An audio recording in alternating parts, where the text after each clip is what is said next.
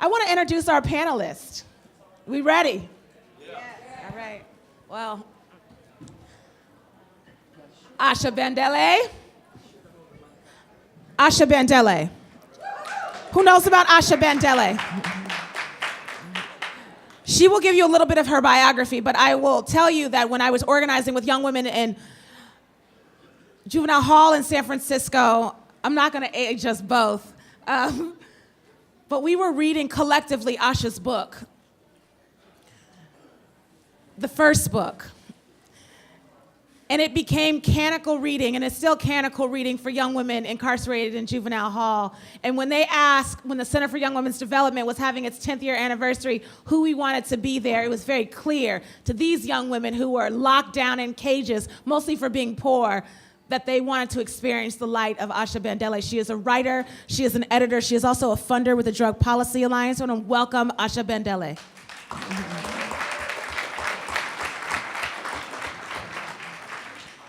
And Sister Christina, I want to make sure I pronounce your last name correctly. It is Voigt. Christina Voigt. I just got the opportunity, and I've been knowing about her work at OSI for quite some time and who she is, and I'll let you tell you her story. But talk about possibility and power, and someone with a frame and politics and a story of conviction. And I'm talking about conviction in the heart, not conviction by government. To ensure that resources actually are held in communities of purpose and power. Welcome, Christina. She's a program officer at Open Society Institute, and she runs the fellowship programs at the foundation. Give it up.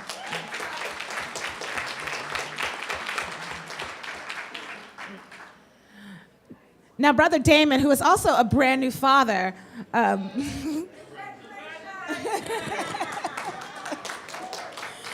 Damon has taken on this very, very deep challenge of pushing both philanthropy and government and communities to recognize brothers and young men of color in all spaces. And he's the executive director of the Executive Alliance for Boys and Men of Color. And he is a wonderful shepherd of truth.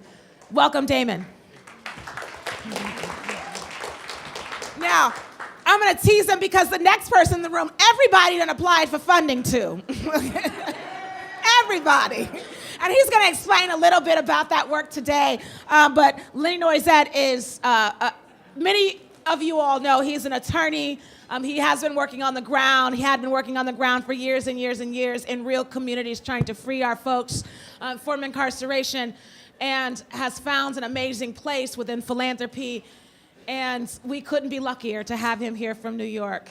And he comes to us from the Open Society Institute. All right, give a warm welcome to our panelists.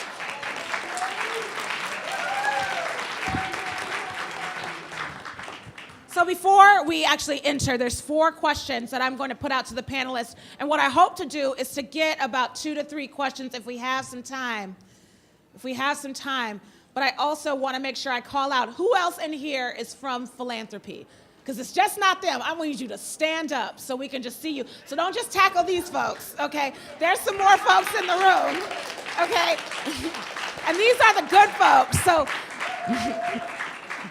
the folks who showed up today are heart, mind, and soul trying to get resources into the work, right? And so as you are organizing communities, it is also our job to organize funders. That's our duty, right? That is our duty. So the conversation So what's real, though? What is real is having people of color and having people of purpose and having people who are essentially anti-capitalist but want to create communities of power and struggle go and cross lines and go to centers of capital to make sure that our voices not only are heard, but we actually have room at the other side of the table. Everybody here has had a position at the other side of the table for 20-odd years plus each, where we've all been trying to procure resources. And so the panel, again, we are friends, we are community, but being at the other side of the table and having grantor responsibilities, we want to have this frank conversation about our purpose in our individual institutions. We want to have a conversation with you about some of the barriers in our particular institutions. And we also want to talk to you all about our own perspective, responsibilities, and our political calls in these institutions. We want to give you a little bit of a living room conversation of what it's like to be in this moment, in this space, holding up what needs to be done and trying to get resources to previously incarcerated institutions and individuals. So I'm actually going to start with Lenny. And I just wanted to do about a minute each. You guys are going to do an introduction. I want the crowd to hear a little bit more about who you are, your foundation, and what kind of portfolio that you oversee. Do you have a microphone over there? Yeah. Can everybody hear me? Yeah. So good afternoon, good afternoon. It's really an honor to be here. It's such an incredible gathering, so I'm really just pleased and honored that you invited me into the space. So as Latifah said, I work with Open Society Foundations. I oversee our criminal justice portfolio. Open Society Foundations has been one of the longest standing funders in this space. I've been there for about 8 years. The portfolio currently has a couple of focuses. So sentencing reform portfolio, we have a goal of reducing incarceration by 50% within the next 10 years. We have a portfolio about removing barriers faced by people who've had criminal justice contact. We have a pretty large portfolio on abolishing the death penalty. We have some work we do around kids in the justice system, and we're very deliberate about not calling it a juvenile justice portfolio. It's about our young people in the justice system, whether they're in the family court system or the adult system. We want to really push the system to think differently about how to treat young people who come into conflict with the law. And we have a series of things we're doing in the drug policy space. Our real goal in drug policy is to remove response to drug use and drug misuse from the justice system entirely and create a different infrastructure for addressing those problems. We also have the Soros Justice Fellowship, which Christina is a staff member on, and I think many of you know that through that fellowship we award individual grants to both new, emerging, and seasoned leaders to help them with the work that they're doing. So that's really the range of things that we're doing in the portfolio. Oh, and we're actually developing a new body of work around policing to really step into this moment of opportunity that presented by finally folks understanding the excessive and abusive policing that exists in our communities, and we're trying to figure out how to make that more real and how to take advantage of that opportunity. Thank you. Y'all can clap for that.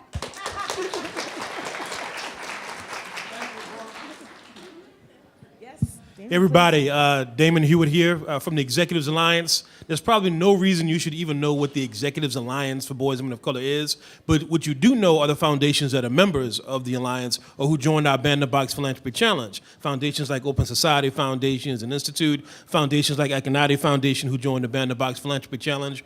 We are a network of about 40 regional, local, national foundations ranging in size as big as the Ford Foundation, as small as a community foundation probably in your neighborhood. And what we're all focused on is the needs of boys and men of color and communities of color working in close association with sister networks like Grant Makers for Girls of Color, trying to bring a new progressive racial justice and systems change analysis to the work. When you think about work focused on boys and men of color, you may think things like My Brother's Keeper. That's good. You'll see a lot of mentoring. You'll see fatherhood initiatives. These things are important. But as I believe, you can't mentor your way out of being shot by the police. You can't mentor your way into a job when you're blocked by structural inequality. For that. So if this thing that we're doing is a space shuttle, we need some of those solid rocket boosters to provide some boost to push into the stratosphere. And that boost is going to come from policy and systems change, analysis, and capacity. And one of the most important places that policy and systems change is important is in the criminal justice system, because we know it's not the people who are broken, it's the system that is broken, right? So we have foundation leaders who understand this and foundation staff who understand this, but too often the easy thing to do is to write a check and walk away. Write a check and not be a partner, or not write a check and say, sorry, see me next time. And so what we're trying to do is essentially a bold experiment in philanthropic collaboration. A bold experiment that says foundations can focus on racial equity at the intersection of gender.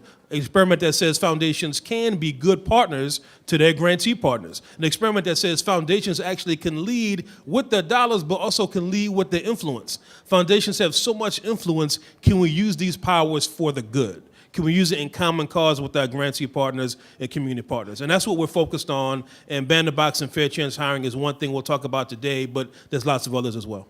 Thank you. Thank you. Hi, everyone. I'm the new president of the Open Society Foundation. It's coming, it's coming, it's coming. It's coming. Don't sleep. Act visionary, right? Yeah. So I'm Christina Voigt. I just want to shout out all the Soros Justice Fellowship here. Stand up. Woo. So I'm very proud of y'all. I feel like I'm a mother of all of them. I walk to the Soros. I work with Lenny. He's my boss, actually. But I'll be his boss soon. But he's my boss for now. And I work for the Soros Justice Fellowship. And I walked out of prison December 2001 and walked into the job in January of 2002. And so I work for the most innovating program we have at the foundation, and we fund advocates, media people, and this year, for the first time, we're going to fund youth. I feel that my contributions to OSF has been my famous word, proximity, and bringing community into the foundation, of opening up the Soros Justice Fellowship for people who are formerly incarcerated, and showing that an elite education is not. It's just that. These are people that have been in the community, who are going to make inroads in policy change. And I think over the past several years, you could see the product that we have. We have leaders today standing, I'm trying not to cry, today seeing leaders that I saw one time, like Norris Henderson. I'm not going to get the fellowship. You will. You'll be great. You'll be great. Susan Burton, you'll be great. Look at them today. So I feel that... So I feel that the program is going strong. Of course, we're always evolving as people, and we get more leaders in, but it's just one avenue that we can continue to support the leadership of and the brilliant thinking of people who have been in the criminal justice system.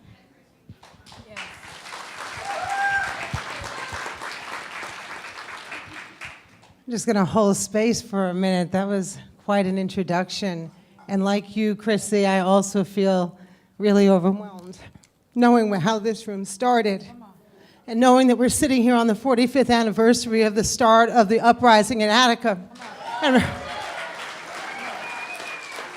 to think that we do this meeting today on this anniversary is so incredibly meaningful to me.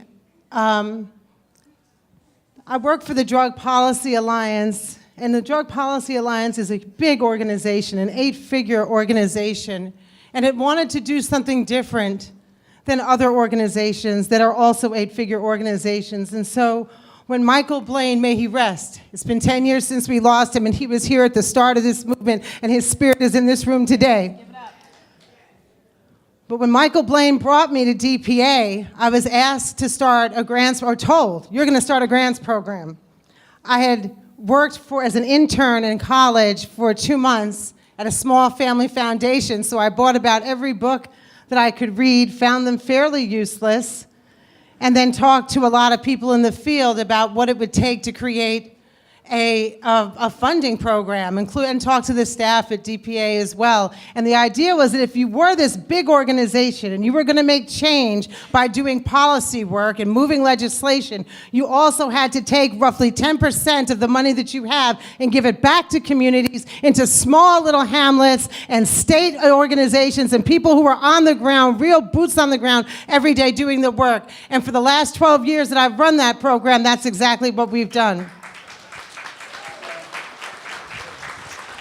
So this program really just, what makes it slightly different is that we focus most of our work on drug policy, which is sometimes felt to people as though it's isolating. But the way that I like to explain it to people is to understand that when we do this work, because I come to this work as a prison abolitionist, that you can't understand criminal justice policy without dealing with the stigma associated with drug policy. In our work, we say that every life has value. We don't ask you to change.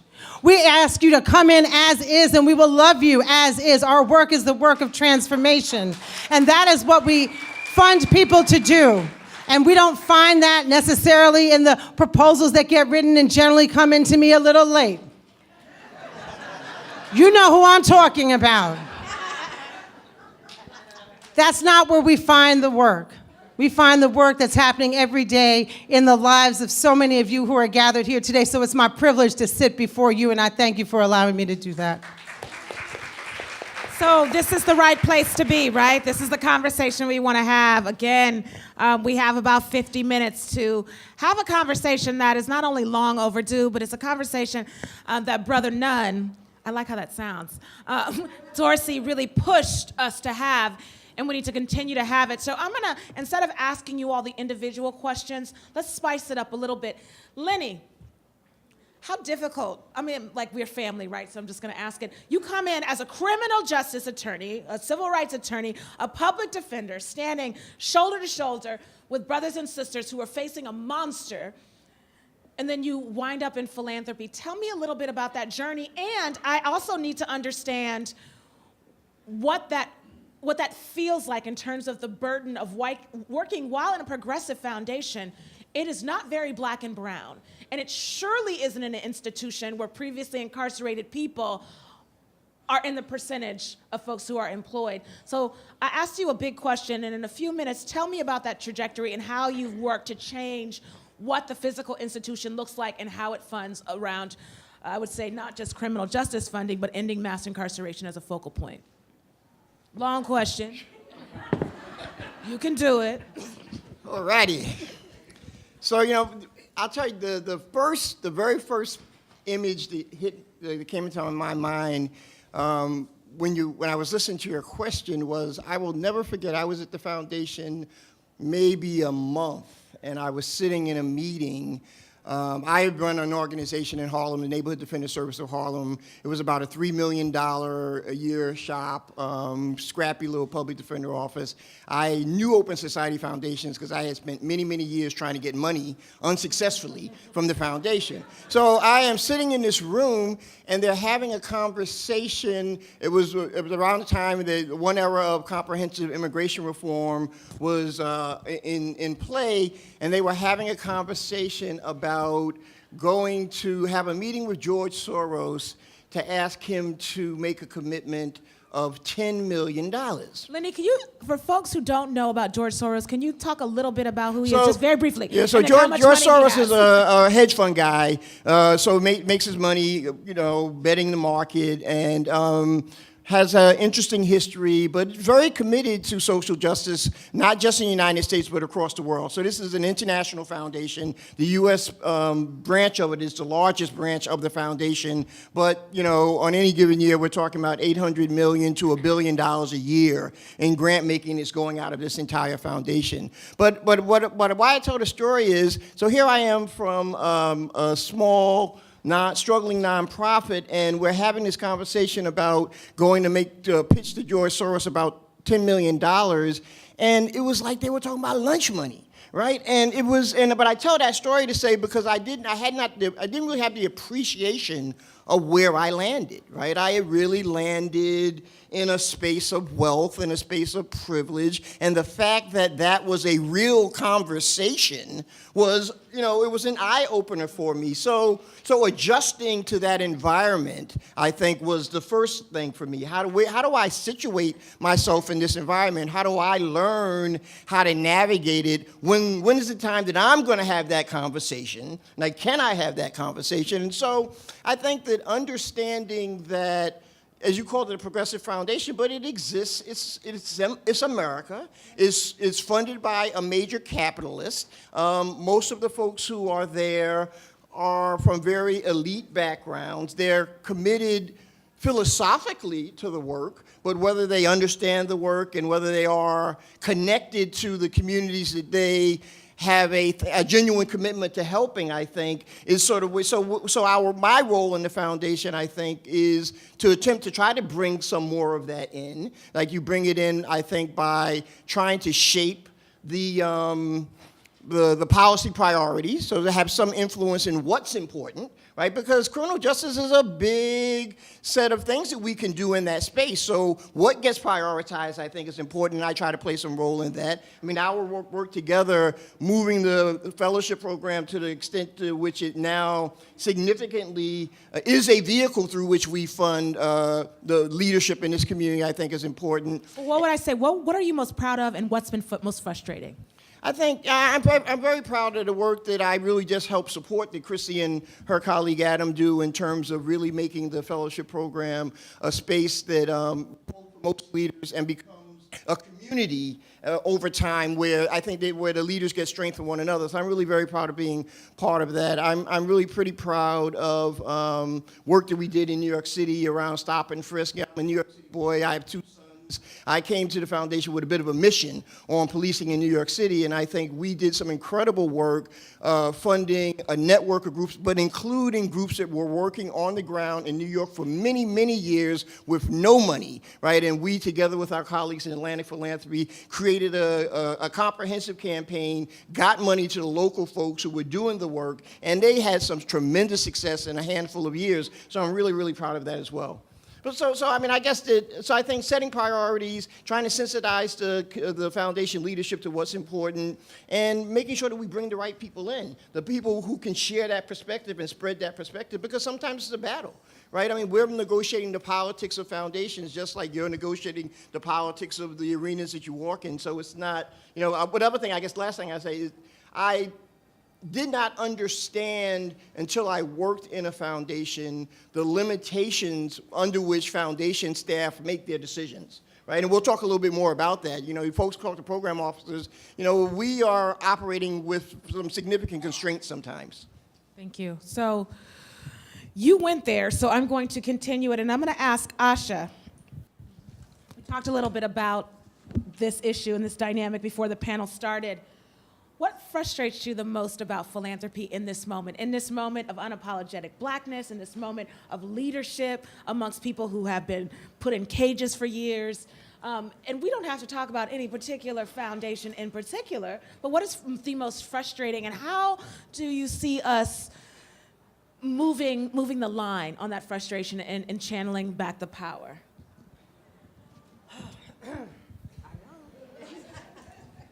So I think that Lenny really began to touch on it when he talked about where people's hearts were and where their skill set was, right? So we don't judge that people want to do good in the world. Whether or not they have the capacity to understand what good looks like is different. So what frustrates me is the privilege that exists in this work. What I believe very strongly as a beneficiary of somebody who works in the nonprofit industrial complex is that this money, and I believe this when we started our funding program, and I believe it today, is that I believe that this money is solely and squarely and entirely the people's money. And that is not just a line. I want to make this crystal clear that if this money was not going out of the foundation doors made by a small group of privileged people who have never lived a kind of life, it would be going to taxes. And those taxes would be going, presumably, to build green spaces and schools and everything that keeps people from going to prison, everything but prisons, adequate housing, cities where there's actually grocery stores you can shop in, not just a bodega on the corner. All of those things would be happening. This is the people's money, and it's not going to tax dollars because nonprofits are tax exempt. That's the truth.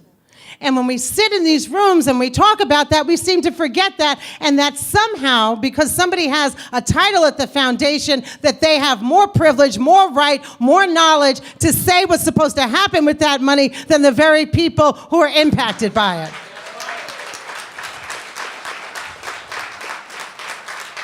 And to the extent that the world has moved within the foundation community ever closer to a business model that does not look like the kind of social justice enterprises that we are working toward, it's become worse. So you create the kind of application processes that close people out. You make it impossible to reach anybody at the other end of the phone to ask a question. Nobody returns your email. Everyone tells you at some level or another, and in some way or another, that you don't fucking count. And if anything pisses me off more, it's sitting in foundation after foundation that say the right thing, but show me every day that our lives do not matter. And so, the commitment and the reason that I have held this job at times that I have wanted to walk away was that the people I work with in this partnership, Kenny Glasgow and Dorsey Nunn, said, if you're not going to be there, who's going to hold this space? And so I'm going to hold this space as long as you hold my hand and we continue to do this work to remind them this is the people's money.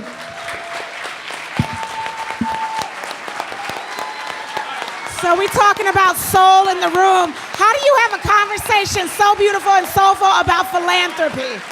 This panel. So with that, I wanna take it to Christina. I heard her sisters and brothers call her Christy, but I haven't gotten that privilege yet. Chrissy.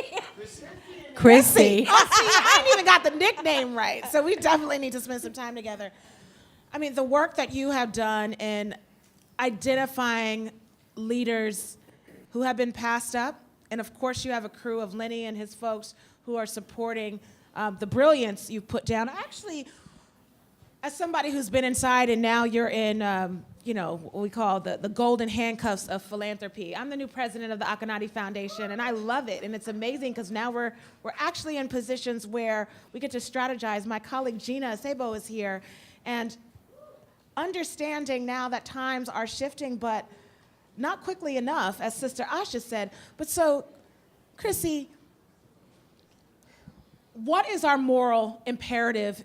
And what is also what do you feel like your task, your individual task is in philanthropy, even outside, and it's a heavy burden, outside of philanthropy, around this notion of banning the box within a sector that has generally been very paternal, not only to people who have been previously incarcerated, but people of color, poor people. I want to understand not only your journey, but this moral imperative. Why this sector, and why does it need to be populated with folks who have stories of rebellion and a positive and political rebellion?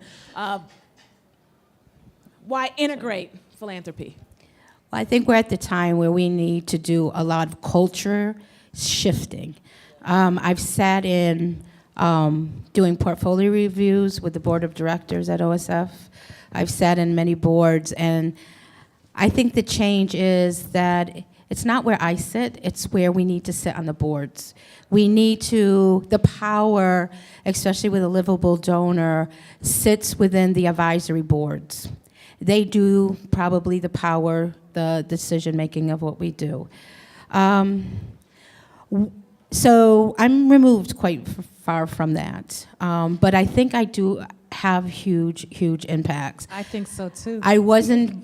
It was between OSF and Kentucky Fried Chicken.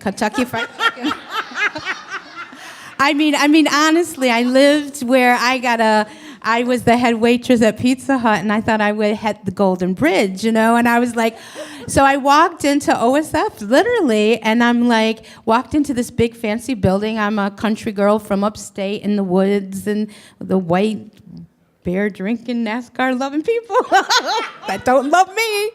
And I walked in and walked out, and they said, why are you walking out? So, this place is not for me. They're not going to hire me. I have a felony conviction, and I got to leave. And it was, I'm going to tell you, I have to tell you this story. It was Tanya Koch, Jackie Balarjian, Helena Young, and Susan Tucker that really we were at the time of the foundation where they really spearheaded the formerly incarcerated people in the foundation world. They were going to put their money where their mouth was, and they had a small grant to an in-college prison program, and later developed the College Community Fellowship, which I was hired out of, and said, we're going to hire her. And so I was hired. In fact, Lenny, you don't even know this. They took me from the 3rd floor, brought me to the 2nd floor. We all cried, and I was hired that day. They said, come back in January, you got a job. So, and of course, I was at the time, oh, thank you, thank you, thank you, thank you. And it took me a while to realize my self-worth. But as we started advancing, I realized they had it wrong. They didn't understand how it is to go hungry. So, you know what I did with them? I was on welfare. That was the first experience of foundation. They went through the welfare process with me. They saw my son sleep under my desk for a week because I could not get childcare because I made 2 pennies more than the welfare allotted me. Welfare told me I couldn't get my education, so they said, you know what, we'll do something for you. So I gave them an education. We'll write you a letter saying this is your salary, took it to welfare, and said, you know what, you don't have to work and you can continue your education. So through that community and bringing what they thought they were going to fund to a little bit more reality and seeing that someone within themselves is going into the shelter if I didn't have a job. They also know that I was at that time, and it still is a lot of privileged young elite people, that the worst, if I ever got fired, I knew I was going in the shelter. They were going to go to the Berkshires, to the grandparents, but I knew I had to work. So my work ethic was very there. I think from prison, you have to work, and you work, and you work. So they saw that, wow, this person is working. This person actually has thought. This person is actually taking the community and the experience and bringing it to our strategic ideas. And one of the most happiest moments is with the Soros Justice Fellows. Now, we have a long way to go. Our HR department, they need to be really educated on this part. You know, the criteria to get hired at a foundation requires an elite education. And I have a problem with that.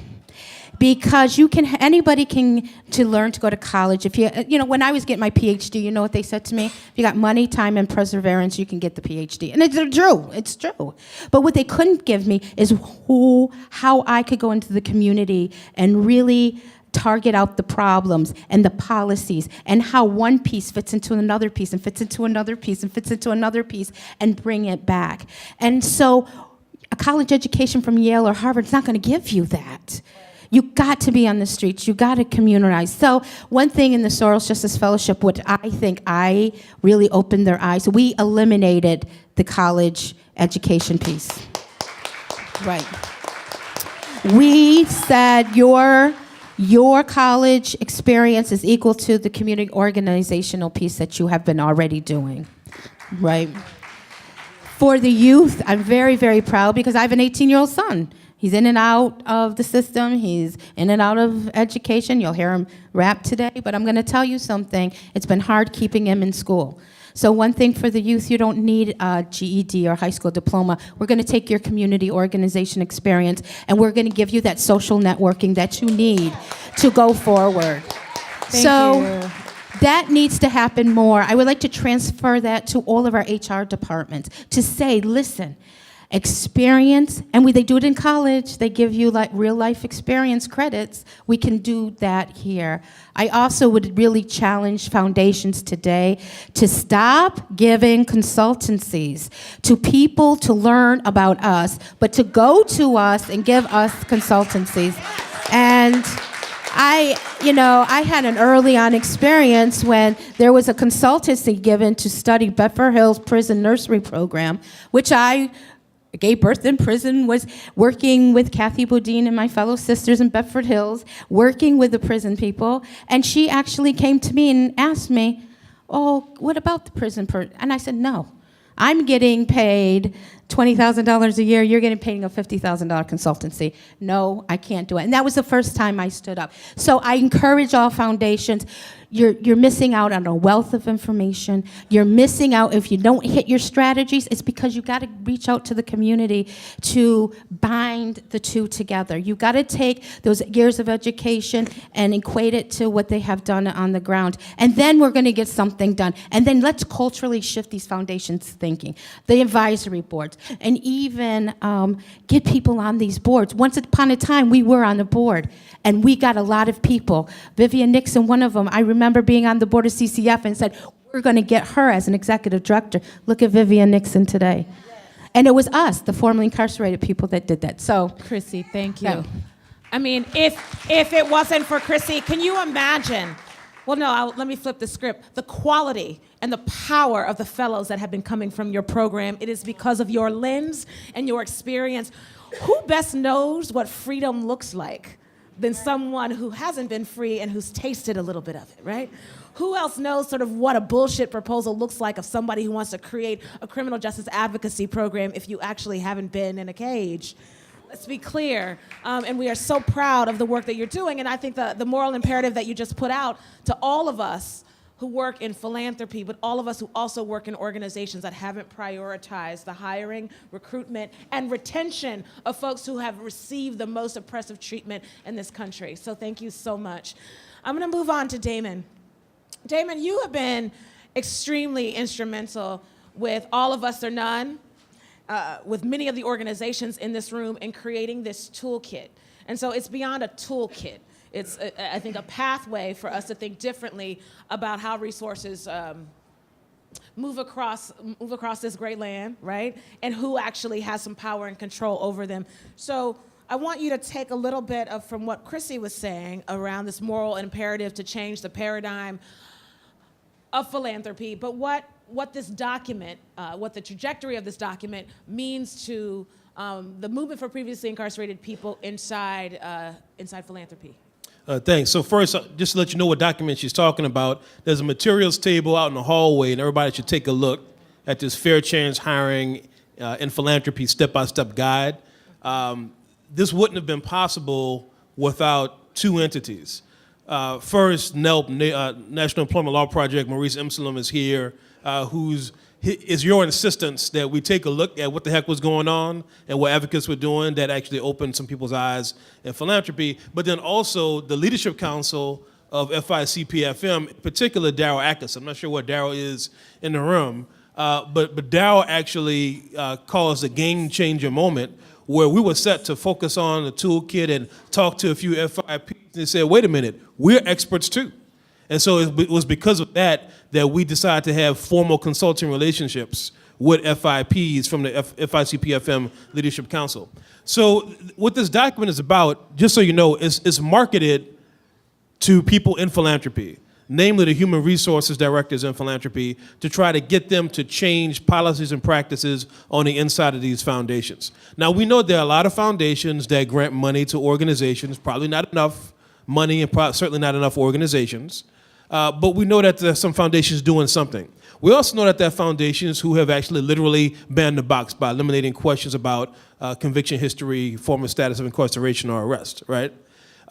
We decided we need to take some leaps and bounds here. So in August of last year, we had about 30 foundation leaders submit a letter to President Obama at the same time that advocates were doing it, saying it's time to ban the box, not just in federal hiring, but also for federal contractors, so it can hit the private sector as well. Now, we know they only did kind of not even halfway, maybe a third of the way of what was needed, but we appreciate that something happened, and it changed because of people in this room.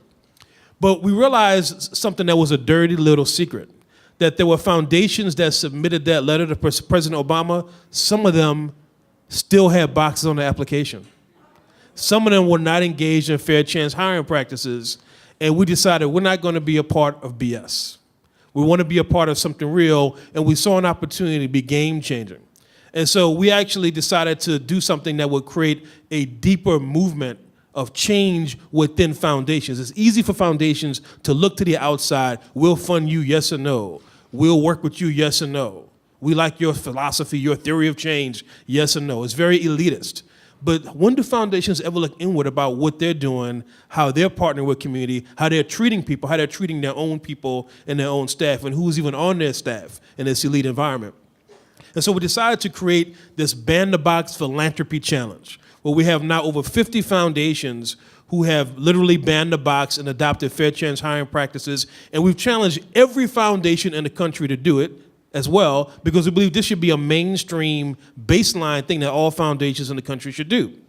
We came to this toolkit because we realized even saying that itself wasn't enough. Because foundations will say, well, we eliminated the question, so now we're good. No, you're not. Because look at your staff. Look at your relationships. Look at who you're granting money to. And so I'm not going to take you through all of these steps. We don't have time for that. But I want to highlight three. 1 minute. 3 in particular. First is create a fair chance culture. It's not about just banning the box literally. It's about what ban the box means overall. Full restoration of rights for formerly incarcerated people.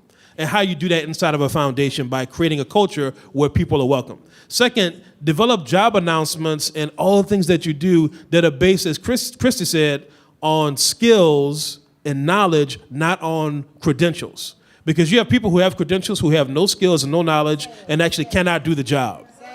So what you're going to end up with, if you focus on skills and lived experience, is a better job fit, better productivity, better on-the-job satisfaction, and damn better employees. That's what you're going to end up with, right?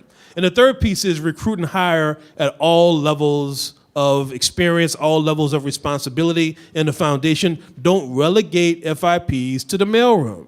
And frankly, also don't relegate FIPs only to criminal justice issues. Because just because you've been incarcerated, the only thing you know is not a cage. That's right. You know a lot of other things as well. And so this toolkit is designed essentially, frankly, to be frank, to eliminate the excuse that any foundation might have to say, we don't know what to do, we didn't know the steps. This is your step-by-step guide for foundations. Now, here's what I'd love for you all to do. I have like 10 seconds left. For FIPs in the room, people with direct experience, I would love your feedback. Maurice and I are trying to push this thing with our colleagues at FICPFM into production quickly. This is a discussion draft. It's not the final. The final is going to be prettier. It's going to have profiles of people like Chrissy, right? And so a few other people will be profiled as well. But we want some feedback on whether you think this is going to help make a difference. And second, for the people who are in philanthropy who stood up, I saw a few of you, come talk to me afterwards. Let's build together. Let's see what we can do together. We're not trying to recruit you to be a part of an organization or anything like that. Let's just talk about what you're doing, what we're doing, and how we can build. So, because we got a late start, because everybody just was, again, doing sort of the backyard barbecue, which we needed to do, we have 5 minutes. We have 5 minutes, but this story is a story that we need to continue having a conversation about. But before we end, and Sister Asha, who has been my mentor since I was 19 years old, was like, we gotta have questions. We gotta have questions. But what I wanna encourage us to do is actually to use the next day and a half to really challenge each other. And I do need the folks in philanthropy to actually come up and stand in front of the stage. I have an exercise. Please, if you can take 10 seconds and just including us all, just stand up for a second. Please, come on. Time is weary. Come on. Right here. Yeah, let's go down here. Come on. All right. Okay, so there are a lot of us in the room. And because these are all friendly funders who have a commitment to racial justice and social justice, it's an... And, yes. And so I feel like because we are in positions of so much resource, we actually need to see the struggle, and we hear about it, we get the phone calls, and we get the fax, and we get the emails. Who in this room has put forth a proposal and has never understood why they were rejected? Can you please stand? Keep standing or stand up if you feel like you want a movement. Honestly, if we could be quiet for a little bit and have one meeting, but silently stand up if you want more funders to be a part of the genuine conversation about leadership of folks who have been formerly incarcerated. Let's just see each other. Please rise if you actually believe that we can actually do more if folks on the ground got more resources to make the change in their communities. And so all of the funders here, there are about 20 plus funders in the room, and these are our friends. These are actually folks who have been trying so deeply to create some synergy in our work. Let's struggle together to actually bring resources for real freedom. But until we get there, we have to actually have struggle. And so if we can actually all look at one another, look at your neighbor, there is no scarcity in resources in this country to bring about freedom.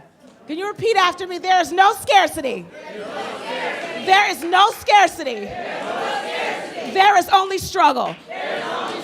So thank you, funders, for coming up here. We're going to end. We have a very, very brief ending. And I encourage you all, again, without resources, we can't pay each other, right? Without resources, we don't have organizations. Without resources and people who are working in these institutions, we don't have opportunities to have reflective dialogue about what justice can look like in spite of the challenges. So if you can take your seats, everyone, we're going to end this panel. And thank you so much. So if the panelists can take your seats again, you have 30 seconds to 45 seconds of closing remarks. What did you want to say on this panel that you didn't get to say? Messages of hope and struggle. We'll start with Lenny. Yes. So I appreciate that. I guess I would say, be in relationship with those of us in the foundation community. Sometimes these relationships don't happen overnight. I think don't get discouraged. I think be in relationship, be in conversation. Everybody hear Lenny? Be in conversation with folks, but also hold us accountable. Demand that we live up to our values. I think that we need to be pushed, but be in relationship with us and push us. 30 seconds. So what I want you to do, again, peep the contents here. There's language about adopting humanizing language to talk about formerly incarcerated people. There's language about engaging organizations that serve people with records. We have a list of them in our Appendix F. If your organization is not listed, let us know. We'd love to add your organization if it's one that works directly with FIPs, especially if it's led by people who are formerly incarcerated. So we definitely want to be all-inclusive as much as possible in this directory. So I'm just going to end that, give you a little solution that I've recently done. Reach out to, if we can't, we're going to get the problem solved. We're going to keep, I know I'm going to keep at it, but go to your local funders and say, I have a meeting. Can you just host a meeting for me and maybe give me a snack or something? And I want one of you to come into that meeting. And I know I've hosted meetings at OSF because what funders have, they do have meeting space, they do have resources for some snacks, and invite them into a meeting. So that's what we can do today. So you see all the funders, and if you're near them and you have a meeting, ask them to go ahead and host a meeting and to come on in and listen to you. Yes. Thank you, Chrissy. It's hard to add. I think all the advice that's been given here is great. And so the one thing that I would say is, aside from being persistent, as you said, Lenny, I think that I'm guided by a deep swell of faith. Every day I wake up and I know that I am the progeny of people who survived the Middle Passage. I know that today I am not climbing the roughest side of the mountain. I know that. I know that I've seen things I never thought I would see. I know Sekou Odinga is in this house today. And I can tell you, when I got a call from his wife after we put in for his parole, I never thought I would see that day because this is the man who walked Asada out of prison and she was still free. And I said, they'll never do that. And she said, he got the parole, baby. And so not only did he do that, but he was able to come to speak to our partnership. I've seen things I never thought that I would see. Darrell Atkinson standing in front of me. I know there were days he didn't know he would be here. And so I would ask you to have a deep groundswell of faith in you. All of us have stories of origin. My story of origin is that I'm the child of people who survived the Middle Passage. If we survive that, then we can survive this, and we can keep going on, and we can get free. So what a beautiful gathering. And this space is extremely sacred, but it is also a space of intense passion, but also of intense resource. And operating from not only abundance, but operating from policy pushes that are going to keep us mobilized. We're here. We're all ready. So thank you so very much. And I'm going to actually extend the mic to a brother from All of Us Are None to tell us where we're going next. But before we do that, I want to give it up for this amazing panel. Thank you so much. Thank you.